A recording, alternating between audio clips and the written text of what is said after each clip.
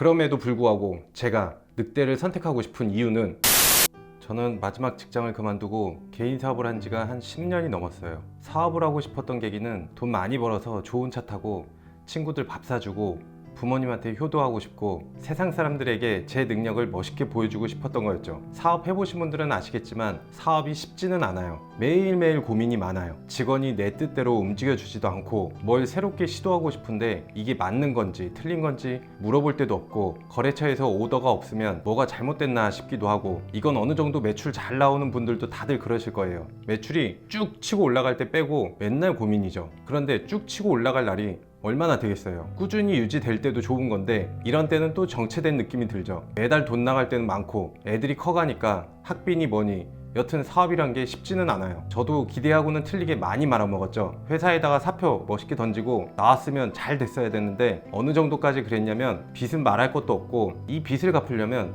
당장 어디 가서 일을 해야 되잖아요. 면접 보러 갈 돈이 없어서 집에 있을 수밖에 없었어요. 노는 게 아니라 돈 빌릴 곳은 이미 다 빌렸어서 빌릴 수도 없었죠. 진짜 최악은 강남 길바닥에서 울었던 때도 있었어요. 지금 생각하면 웃긴데 그때는 제가 정말 이렇게까지 노력했는데 왜 난 안 되는 건지 엉엉 울었죠. 그때 생각하면 지금은 그때에 비하면 너무나 감사하게도 편하게 살고 있죠. 근데 제가 요즘에 죽음 알람이란 앱을 플레이스토어에 출시했잖아요. 그거 하면서 느낀 게 과거의 나에게 말할 수 있는 기회가 있다면 직장을 들어가라고 할까 아니면 사업을 그냥 바로 시작하라고 할까 이 생각이 들더라고요. 만약에 저는 다시 태어난다 해도 최대한 빨리 사업을 시작하라고 하고 싶어요. 그 이유를 말하려면 혹시 늑대와 개의 이야기 아시나요? 따뜻한 집에서 먹고 자는 개가 배고픈 늑대에게 자랑을 하는 내용인데 늑대는 처음에 부러워하다가 개한테 걸려있는 이 개목걸이를 보고 이렇게 말했죠. 개목걸이에 걸려서 그렇게 많은 음식을 먹느니 배고픈 걸 선택하겠어 라고 말했다고 하죠. 이런 이야기인데 당연히 남자라면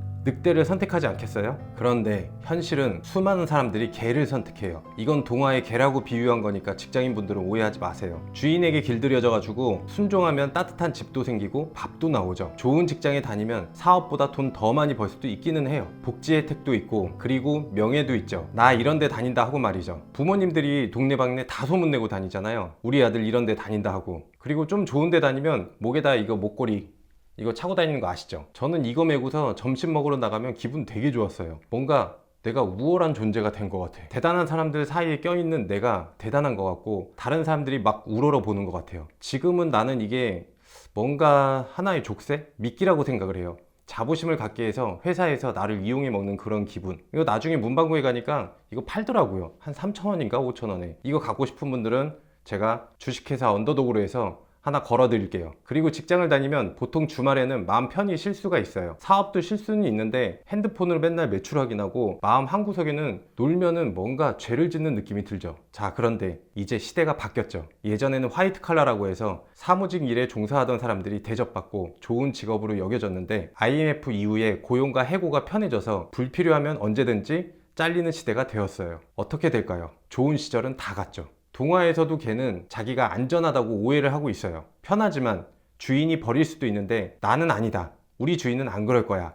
라고 생각하는 거죠. 주인이 개장수에게 줄 수도 있는 거고 그냥 갖다 버릴 수도 있어요. 나이도 먹었으니까 다른 주인이 키워줄 리도 없고 이미 길들여져 있어서 야생에서 사는 법을 모르죠. 옛날 같은 생활은 다시 돌아오지 않아요. 직장인들도 마찬가지예요. 사장하고 친인척이 아니면 누구나 다 잘릴 수 있어요. 날 승진 안 시키고 생뚱맞은 데서 사람을 데리고 와서 내 상사가 되기도 해요. 그래서 이병헌이 이런 얘기를 했죠. 7년 동안 당신 밑에서 개처럼 일해온다!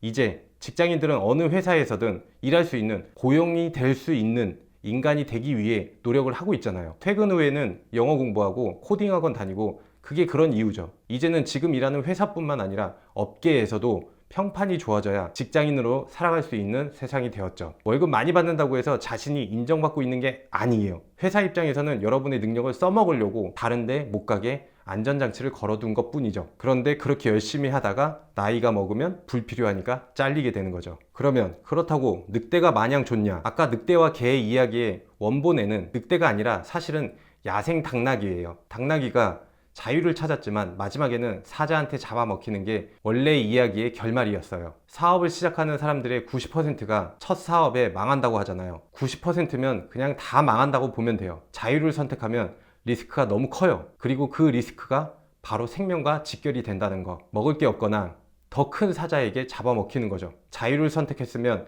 리스크에 대한 책임은 당연히 본인이 져야 돼요. 그럼에도 불구하고 제가 늑대를 선택하고 싶은 이유는 우리가 사업을 하고 직장을 다니는 이유의 최종 목적지는 자유예요. 사고 싶은 거 사고 먹고 싶은 거 먹는 자유. 그리고 더 큰 이유는 바로 나라는 사람을 찾고 싶어요.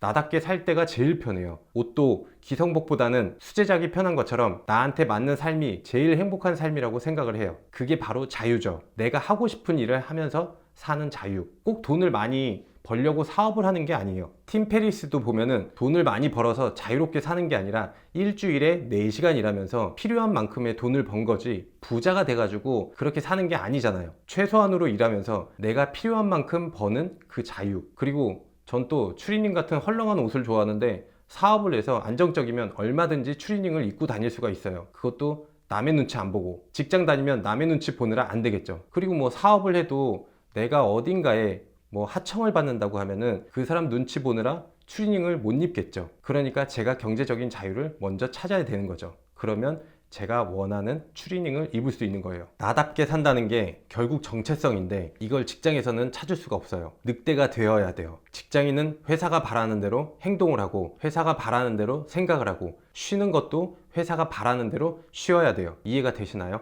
일도 회사가 원하는 방향대로 해야 되고 그게 옳다고 생각을 하는 거죠. 말하는 것도 회사에서 통용되는 방식으로 말을 해야 돼요. 당연히 일부 극소수는 맞는 분들도 있어요. 정말 극소수는 맞을 수도 있겠죠. 그런데 대부분의 사람들은 회사에 있다 보니까 거기에 순종적으로 적응이 된 거죠. 직장에서 자기 적성을 찾고 정체성을 찾으려고 하죠. 그 틀에다가 자기를 억지로 끼워 맞춰서 행복을 찾으려고 해요. 바로 옆에서 파랑새를 찾으라고들 말하는데 저는 이거 싫어요. 심하게 얘기하면 노예처럼 살아가는 거잖아요. 잘못 알고 있는 게 직장은 내가 대신 일을 해주고 돈을 받아가는 거예요. 사장 대신에 돈을 벌어주는 일을 하는데 사장이 직원을 위해서 굽신거려야 되는 거 아닌가요? 안 그럴 거면 매출 안 나오는 게 왜 직원 탓으로 돌리냐고요. 안 그래요? 앞에도 말했지만 이제 평생 고용관계는 끝났어요. 이 연결고리는 이미 끊어졌죠. 회사가 어려우면 한 달 전에만 통보하면 언제든지 잘릴 수 있는 구조가 되었으니 대등한 입장이 되었죠. 야생 당락이나 늑대를 내가 선택하지 않았어도 야생으로 내몰린 상황이 됐죠. 야생에서 살아갈 수 있는 생존 능력을 길러야 돼요. 직장은 하나의 돈벌이 수단인 것 뿐이고 언제든 더 좋은 연봉을 주면은 회사하고 정 같은 거 생각하지 말고 그냥 떠나야 되고 내 능력을 길러서 직장을 다니는 동안 업계에 좋은 평판을 받아가지고 스카웃이 되는 걸 노려야 돼요. 오라는 데가 많게 만들어야죠. 그리고 그동안 생존 능력을 길러야 되는 거죠. 직장 다니는 동안에 부업을 할 게 아니라 능력을 길러서 연봉을 올릴 생각을 하는 게 저는 맞다고 봐요. 그만큼 확실한 방법이 없어요. 대학교 다닐 때 등록금 번다고 해서 알바하면서 학점 안 좋고 고생하는 것보다 공부 잘해서 성적도 잘 나오고 장학금 받는 거랑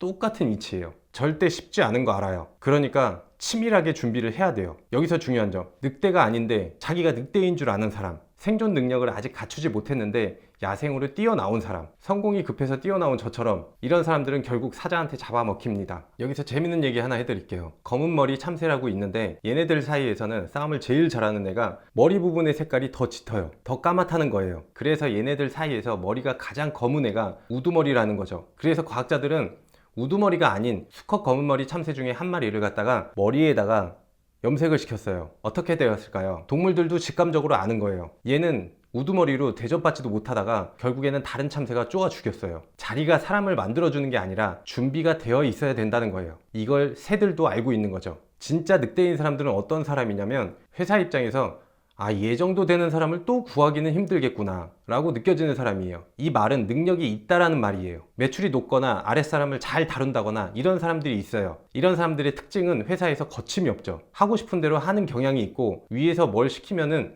내가 알아서 할게요 라면서 세세한 지시를 받는 걸 좋아하지 않더라고요. 저도 회사 다닐 때 머리 삭발하고 다니고 옷도 눈에 띄게 입고 다녔어요. 상사가 시킨 일에는 반항도 많이 했고요. 저는 제가 늑대인 줄 알았죠. 근데 늑대가 아니라 늑대인 척만 한 거죠. 아까 검은 머리 참새처럼 머리만 검었던 거죠. 또 다른 특징은 다른 사람이 눈치를 잘 안 봐요. 말투가 강하고 어쩔 때는 상대방이 기분이 나쁘기도 해요. 재벌 자식들을 보면은 이해가 쉽죠. 그 돈을 자신의 능력이라고 생각을 해서 자신이 필요한 경우 공식 석상 같은 데서는 되게 매너 있는 척 하죠. 사람들 앞에서는 그렇지만 뒤에 가서 자기 회사에서는 거리낌 없이 하고 싶은 말 하면서 욕설도 다 뱉는 거죠. 능력 있는 사람들은 이런 특징들이 있어요. 누구 눈치 안 보고 누구에게 구속되지 않은 걸 자신이 자유롭다라는 신호를 보내고 있죠. 정치인들도 표에 연연하는 경우 다수를 상대로 좋게 보이려고 전라도에서도 잘 보이려고 하고 경상도에서도 잘 보이려고 하고 그냥 민심성 공약을 내뱉고 다니죠. 그리고 착한 행동을 많이 해요. 이런 사람들은 강한 말투를 안 써요. 모든 사람들에게 착해 보이려고 하죠. 반대로 늑대 정치인들은 거침이 없고 발언 자체가 강하죠. 하고 싶은 말 팍 뱉고 투표로 대통령이 되는 경우에는 이렇게 민심을 보는 경우가 많아요. 그런데 독재자들은 자신의 주장을 강력하게 밀고 나가는 것을 볼 수가 있습니다. 지금으로 따지자면은 푸틴 같은 사람, 꼭 그렇게 싸가지 없게 해라 그게 아니라 능력이 있으면 이런 경향이 있다라는 거죠. 그리고 그 기반은 능력에서 나온다는 거죠. 근데 그게 자신의 기준이 아니라 사회에서 인정해주는 능력, 기준을 말하는 거예요. 보여줄 수 있는 실적이나 서류상의 기록이 될 수 있는 능력이 나와야죠. 그게 없으면 머리만 염색한 거예요. 이렇게 보면 경제적인 자유는 윤리적인 선택에서 고민을 안 하게 해주기도 해요. 착해야 한다, 공손해야 된다, 이런 사회의 규범에서도 자유롭게 해주기도 해요. 자, 오늘의 영상을 전체적으로 요약을 하자면 이제 직장인들도 어쩔 수 없이 야생에 던져진 상황이다. 그러니 늑대처럼 생존 능력을 길러야 된다라는 것이죠. 뭐 대부분 알고 있는 내용일 텐데 대충이라도 이런 흐름을 계속 공부를 해놔야 됩니다. 젊은 친구들은 사회에 나가서 무작정 도전하지 말고 이런 사회의 흐름을 알고 구조를 알고 덤볐으면 하는 바람으로